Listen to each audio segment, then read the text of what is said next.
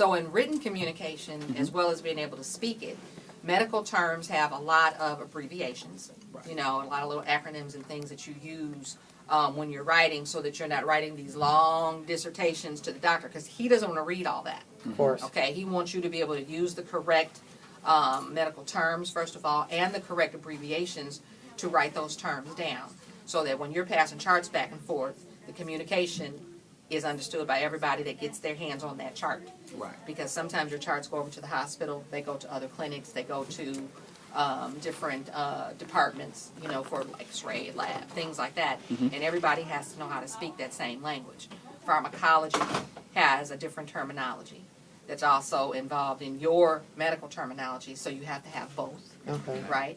So written communication is very important. Also, being able to write your prescriptions.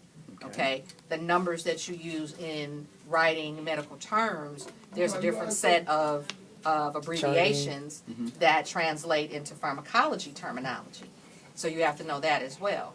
So when you all are in your classes, in your book, it's really important, even the little bit that you're getting from your instructor, that you also go back in that book and you look at the examples of how that stuff is done, prescription writing, and what the different abbreviations are. When I was in school, I went online, I Googled medical terminology, got all the common terminology terms, made me a sheet, and kept it. And then I made me some flip cards. See, that answers my next question. Yeah, I made Retention. some little flip cards so that you can, and I kept it in my pocket. And when I had any questions, I went back in there and, you know, and found it.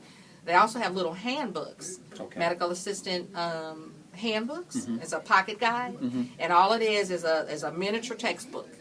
And everything is in there from A to Z.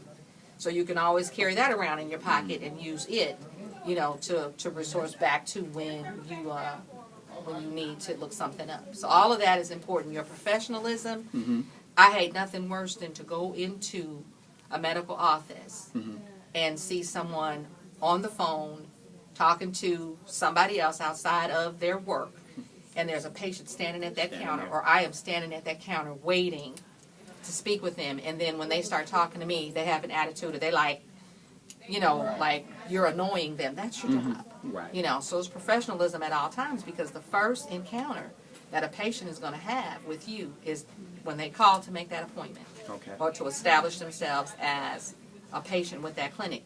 You're going to represent everybody else in that clinic as first contact. So if you come off unprofessional and off the chain, you know, with the way that you communicate with them, that's how they're going to assume everybody else is, and you can lose a lot of patients like that, you know, because I know I don't want to go someplace that the person that's communicating to me is totally unprofessional. Exactly. That means the doctor might be as well. Right. You never know. You know, and you're going to make assumptions based on that first encounter. What do they say? First impressions? First impression. Right? So that goes double when you're working in the medical office. You don't ever want a patient to feel that you are annoyed with them or that you're rushing with them, right? They need to gain that trust with you from the onset and know that you care about everything that's getting ready to happen to them in that clinic, and that you can answer all their questions. Don't ever rush off from a patient and say, well, let me come back, you know, and talk to you. You take the time to make them comfortable, right? And if you can't answer a question, you just tell them, you know, that's a very good question. I would rather you don't ever say, I don't know. Because then they're going to lose confidence in your ability to even take care of them, right? So what you always want to say is, you know, I am not the person you need to get this information from, so let the doctor know you have this question and bring it up to him, and he can answer that for you with more direct, you know, information. Very good. Excellent. I had one question for is improving. How do you improve your bedside manner when you are in a hurry?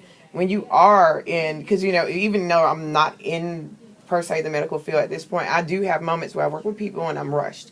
But how do I communicate the fact that I hurry up, but I'm not dismissing you as well? A lot of it has to do with your body language. Okay?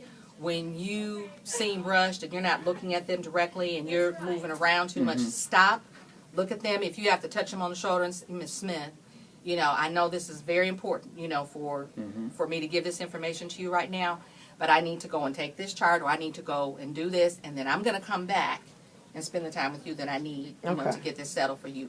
just don't make them feel like you're rushing them off or you're Or brushing them off. exactly. You know, let them know, you know, I'm a little bit rushed, we're a little bit busy today. You know, I've got 3 other patients I need to put in the rooms. Let me get them settled and come back and we'll deal with that. Okay? So you just want them to feel that you care. You care. Okay? Touch is very important when you're dealing with sick people.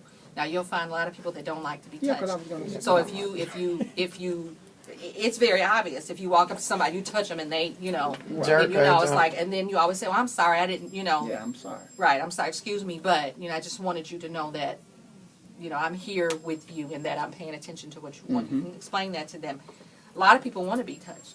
You know, now they have a rule of the personal space, your yeah. personal space. Right. So you always want to abide Respect by that. your personal space and respect it.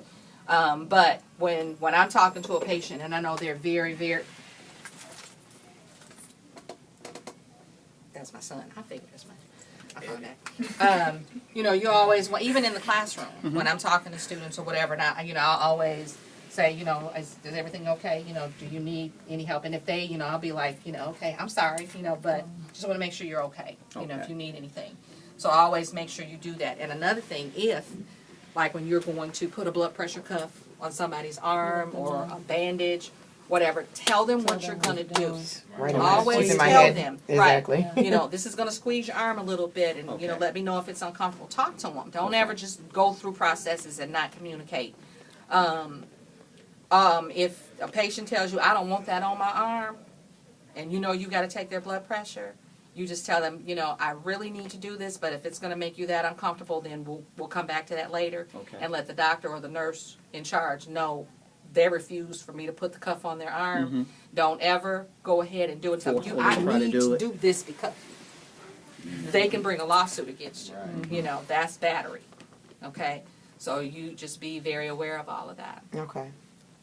Anything else? Anyone You else? want to have any You have a questions? question? No. No? That's about Behind it. the- behind the camera? Written and communication. Yeah, communication is key, always. You know, so just make sure, and even in the class.